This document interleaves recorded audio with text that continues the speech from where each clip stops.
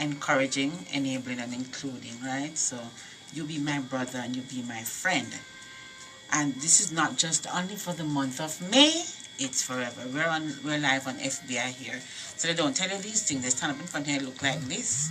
And then you have to look at me so that they are live on FB, you know. And they know they have to warn me because sometimes I'm out of control. But I'm fine today. So we're talking about black hair in schools and the stigma that is attached. Giving you a chance to call me, and I know they've only going to call me and tell me about this hair business and somebody else. Hair means a lot, not just for girls, but boys as well. Yeah. When we get a fresh haircut or a hairdo, we tend to feel self-conscious about it, yeah? Nonetheless, we're always reassured that it's just hair, so we have nothing to worry about, right? No, nobody put their hand in my hair. Nobody. Right. Ask anybody here. It's not that simple, though. Hair means a lot more than looking good for a special occasion or having a bad hair day. Hair can carry stigmas and can even cost people's respect. For example, many children are facing the consequence of getting kicked out of school for wearing their hair in afros or sport their natural curls. Today, inside our views, we'll be discussing black hair in schools and the stigma that is attached. Never know if we would ever be able to do that. But our special guest is Sasheen Leng. She's going to correct me. She's the author of the book Curly Hair Club. It's a children's book. I want to know why Sasheen wrote. Sasheen, welcome to Small People. How are you? I'm good. Thank you for having me. Is that all your hair? Yes, it is. And you combed it? Yes, I comb it every morning. It's natural? No, that's why I make sure I plait it up at night time before I go to bed. Oh, you have to plait it up. Back in the day when I swear, I plait it up in the night and then you take the afro pick. So tell me about this book, The Curly Hair Club. What is this book about? Well, The Curly Hair Club is a story about a little girl called Carly who at first she didn't love her natural hair. Because when she went to school, she saw other girls with long hair, you know, you go to school there. Them always said the Indian girl, them with the nice long hair, and the cool hair, we should have a little coolie mix up in it, you know, so hair a little bit soft and it laid down nice. So Carly was jealous of girls like that. But Carly had a mother who would encourage her to love her hair. And over time, Carly grew to get acceptance and appreciation for her natural hair. Were you stigmatized about your hair texture in going to school? Going to school, no, not so much. But it was more of other people praising the other textures, not so much speaking down to the me. Long, pretty hair. You know, we'll hear it. They might not come out straight up to you and say, "Why your hair stay bad in or this and that," but they will say to other people, "No, look her hair nice. She have good hair." Yes. The term "good hair" was always there. Yes, and that hurt me for years. Really? Yes, it did. Because I'd be like, what makes someone hair good hair? Straight. Yes, right?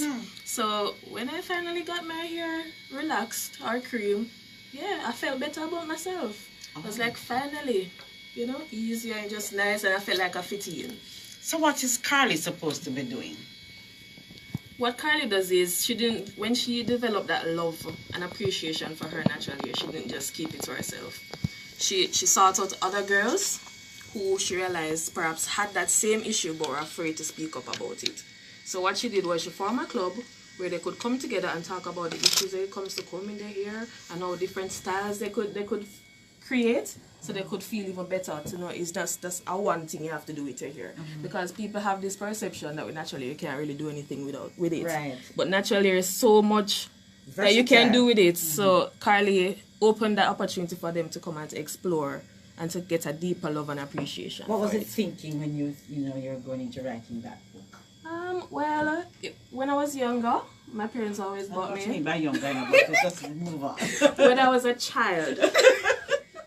When I was a child, my parents always bought me books. Those were things I got for my birthday presents. So I always loved reading. But I always felt like something was missing from the books that I was reading, because it came back again to the ideal look and hair. Because in those books you'd have the Cinderella, the Snow White, and they never have my afro. They never have anything looking like me. Nobody in those books looked like me. So I decided to create a book where children who looked like me would be able to see themselves in. Do you find that children are self-conscious about their hair, especially, those of African descent? Yes, I believe they are, because unfortunately most of our children, we don't really focus on the local programming, where you'll see more children who look like you. Right. We're kind of stuck into the YouTube and and they're not seeing most of the people that the children that they're seeing don't look like that, don't look like them. So the first thing you hear a child say, boy, mommy, you can't do something else with me ear, or put in something more long ear. Those are the things that you hear our children saying. So I think it's an issue, but it's not one that is spoken about. Right. What about children who are good? And it's not just girls, no. Right. So the boys, they have an issue too. But it can be seen as the hair not groomed. So if they are not wearing locks, so that is locked in, or so that the hair would be out like that. But is that appropriate though? That's a tough one. Yes. That is why I also wrote another book called Thrones Not Cells, that speaks about that issue, because you have times when... What is that one? This one is called Thrones Not Cells for our boys. Okay. Which you have the females speak about the hair, but the boys know. It speaks about, in schools you'll have the teacher will tell us, say, it's time to cut your hair and your hair getting too high now. And that is something that I remember when I hear boys, when they go to the barber and the bar of there, they come and it shine. And you feel bad about yourself, Yes. You don't want to buy a look for you too, okay, Yes. So it's more of saying that we need to move away from that. Your hair don't need to be low. If them boys want to keep their hair high up, let them do it. I remember back in the day, and so I'm dating myself, and you all know, they used to take the pencil and push through the boys' hair, because if it's not going through, that means you're not groomed, and so you're looked down on, Yeah. But to me, grooming goes far beyond that. Keep your hair clean and stuff like that. I don't think it needs to be defined by the height of your hair or stuff, because you have some boys, by the time you shave your hair today, weekend your hair grow back, because with my brother his hair always growing back. So I just think it's something that we need to move away from. How are we going to get the girls now? Because they're still in the place of processing. Yeah, and because processing to them makes them look better, and sometimes for me, when I was growing up, I know that my hair was more manageable being processed. Because my head bad and my head tough. Yeah, because they tell you your hair bad and your hair tough. You hear those words, so you grow up hearing those words. Right. So it starts from us as adults. Right. We need to stop saying certain things about so the hair texture. Bad, and so right. It was a chore to wash the hair, and then to sit in front of Mama. And she draw it. And she rough. Trust me, man. And you feel everything come up out of your forehead everywhere. And then she sit and she do that time it was called shiny bump. It's now called Nubian knots or Bantu knots. Yes. Right? So them days it was shiny bump, I know. When she bring that and put it up here, so you feel every vein come up in you. Where are we with that with our children? Are they appreciating the naturalness? I think we're getting there now? When you have people like Davina Bennett and you see more the natural coming through. I think we're getting there slowly and surely. Because if I'd probably published this book 3-4 years ago, I don't think nobody would have taken to it as it is now. Because natural hair is becoming a trending topic now. A lot of women going back natural. And when our children see our older women accepting their natural hair, they'll be more inclined to also find a deeper love and appreciation for it. So it starts with us. You have a beautiful head of hair. Thank you. So tell me about the processing of this now. How do you manage this? The bad head. I have good hair. I have beautiful hair. Right, ladies? Right. Well, I make sure I wash my hair every 2 weeks. I have to plait up my hair every night, because if I don't plait it up every night, I'm going to have a hard time in the morning. Part it up. Yes, every night I do that religiously. Okay, and then in the morning, what do you do? Just put in some moisturizer, not every morning, and some oil, and comb it out and brush it, and that's it. It's not as difficult as people might think it is. I remember when I used to wear afro, my hair used to shrink after a certain time, because so I'd leave home and have a nice fro. And then by the that time shrinkage. Yes, I used to hate that, especially at night. It shrinks. Yes. What can you do to that? There's no real quick fix to the shrinkage. You just have to learn to love that as well as a part of the natural process. It's hard, but we have to learn to accept it. So what are you saying to children today now who are just so much into the chemicals and having the hair straight, and they will really tell you, because I will tell you that my hair is very hard to manage as natural. It's really right. Well, it's a lesson, because growing up, we have to understand that everything is not easy. So learning to deal with your natural hair and the whole process that comes with it can be a lesson in itself. Because, as we get older, everything becomes more and more difficult to handle at times. So, but it all starts with the children, but it also starts with the adults. We have to take responsibility of showing our children that natural and self-love is important.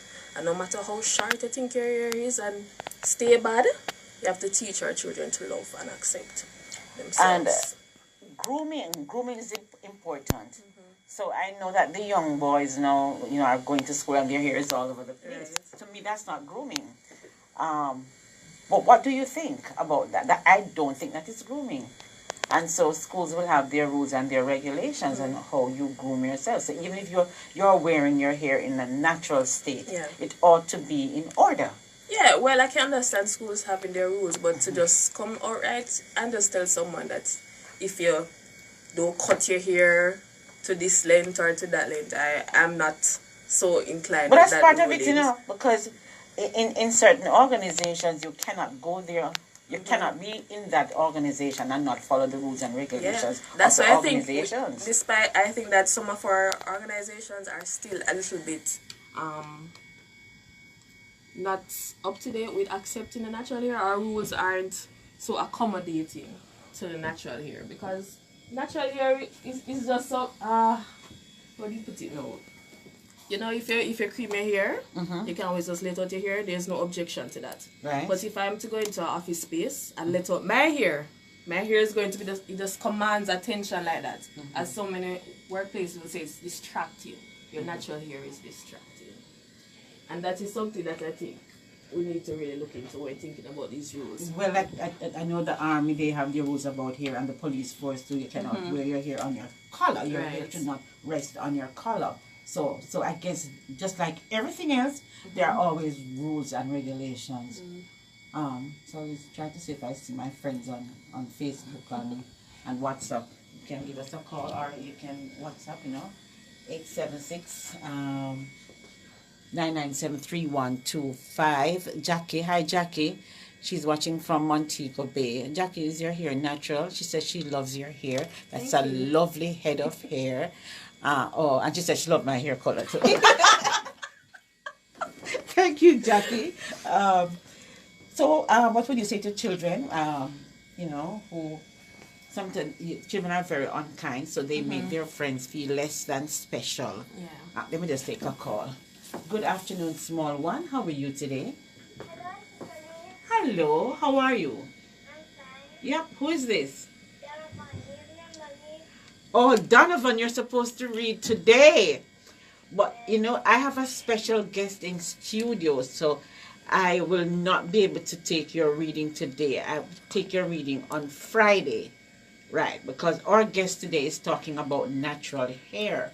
Is there anything you want to ask our guest about? Her name is Sasheen. You want to ask her about? I want to ask something. Go ahead. If you have fungus, what is supposed to be the treatment? If you have fungus in your hair? Yes. Oh. That I don't. Me too. Oh, me too. I'm glad I don't.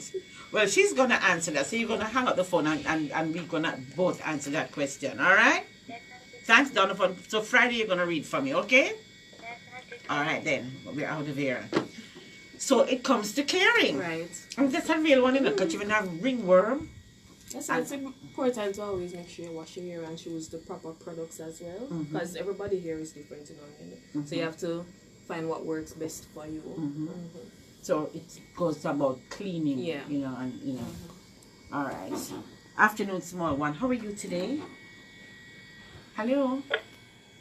Yes. Hello. Love FM. This is Love FM. This is Auntie Colleen. How are you? Hello. Yes. Go ahead.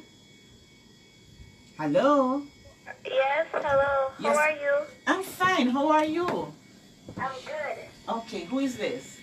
This is Latanya. Hi, Latanya. Well, we have a special guest in studio today, Sasheen, and she's talking about hair, natural hair. Do you have any question for her? If your hair is have is breaking, would you rather cut it or allow it to still grow? That's your natural hair, right? Yes. How do you wear your hair? My sister actually cut it. Your sister cut your hair? Yes. Your parents know? Not like it's bald. Okay. Okay. So she's gonna answer the question. All right. You keep listening. All right then. Okay. Long time. Yes. Even last week. I but know. It didn't work. Okay. But you get me now, right? Yes. All right then. So keep listening. Yes. Okay then. Bye bye. All right. So what's the question again? The breakage. So Yes. it depends on the level. Well, I'm no hair expert, but I would say it depends on the level of the breakage. I would probably start out with trimming if it's not too much, and use a protein treatment for Is your it hair. difficult to keep your hair natural? Is it No. more difficult to keep the hair natural? No, it's- Because some persons just think that, oh, so it's natural. I just do one shampoo and that's it. But there are things that you have to do to keep it healthy. Yeah, it's even anything, because your body, you can't just leave your body like that, it will run down, and you know, so you have to continue to maintain your hair as well. So it's all about finding the best routine that works for your natural hair. Right. Lynette was over there in the UK and she's watching and she said your hair is lovely and she always wants to go natural. She just loves your hair. Thank you. I love it too, but I just think one thing about the shrinkage. You know, me and the shrinkage can't work. Because you leave in the morning in one state and you come back and you Just hear... carry your afro pick and keep. So, you're saying to children now, you know, to unkind children who make you feel less than because your hair is natural, that they shouldn't do that. And they should feel good about themselves. Those words, that's because, even though I'm sure many of us can probably think back to some harsh words that other kids told us when we were younger, right? Yes. So we have to be very careful about the things that we say to each other. Right? And there are many styles that you can comb your hair in. Right. But what do you do to your hair? You know, Yes. I more love to rock my Afro style like this. Especially because I want to make sure that when it's not just about my book, but even when my book isn't there, that I'm still representing what I believe about my book. But you can simple stuff like twisting your hair. That's always a lovely, easy style. And there's YouTube. Because you know the kids love to go on YouTube and watch all kind of things, cartoons and stuff. You can simply type in natural hairstyles and quick things, because there are even children on there who are doing videos now doing their hair. So that's something that they can look into as well. What's the plan for this book? The Curly Hair Club. This book, I want this book to be the go-to book for our children. Because I want people to realize that there are lots of authors here in Jamaica, so we don't always have to run go overseas and get the books, right? Support our local authors, because they're writing books that are tailored for our Jamaican children. So my books are here now in Jamaica. They're available in Kingston Bookshop and New Bookshop.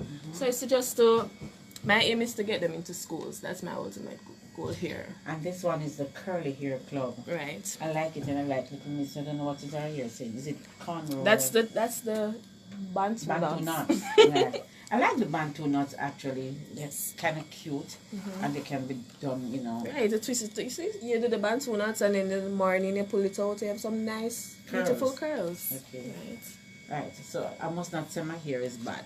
Never ever say that. Okay. My hair does stuff. Sachin Leng, you know, our special guest inside Small People today. And she has a beautiful head of hair. And I know she takes very, very good care of it. What would you like to leave with us today, especially our children who are, you know, are sporting natural hair or whose parents are wondering, should I let them just go natural or just continue? Because you have young children whose hair are being processed, and that's not good for them, right? Right. So what would you like to leave with us today? Well, I want to start out with the parents as firstly by, you know, it all starts with them. You have to develop a certain level of love and acceptance for yourself, because if you don't have that, then your child is not going to see that, because you can tell your child to do anything, you know, but if they don't see you living that out, the child more likely will never ever do what you say, right? Because children look at the actions more time than the words that they hear. I really like your hair. Yeah, Thank you. Like it. Sachin Leng, thank you so much for stopping by inside Small People today. And I'm sure, you know, a lot of persons, you know, were motivated. Jackie, she went back natural 2 years ago, but I keep it really low because I can't manage it. So you can do, you can do what you want. Keep it low. It's up to you. Elaine Heath says, and she's out of St. Elizabeth, she says, I'm going natural and I love your hair. It's beautiful. Lovely hair. So says Jacqueline. This is it. Really nice. And it's, you know, low. So you can keep it low. You can do anything. Anything you want to do. The versatility of the natural hair. The natural hair. All right. Thank you so much, Sachin. Thank you for having me. Very good. Yeah, it's kind of, think of, you know. I'm waiting for you to get back the fro. No, I'm going back. I'm going back. I am going back. Alrighty, guys. Remember, on the roads, always do be careful. Look right, look left, look right again. If the road is clear, quick march. Come on, Sachi. Let's say whoosh. Let's say whoosh. We're out of there. Catch up with you tomorrow. We'll look at the career of photography and videography. Interesting tomorrow.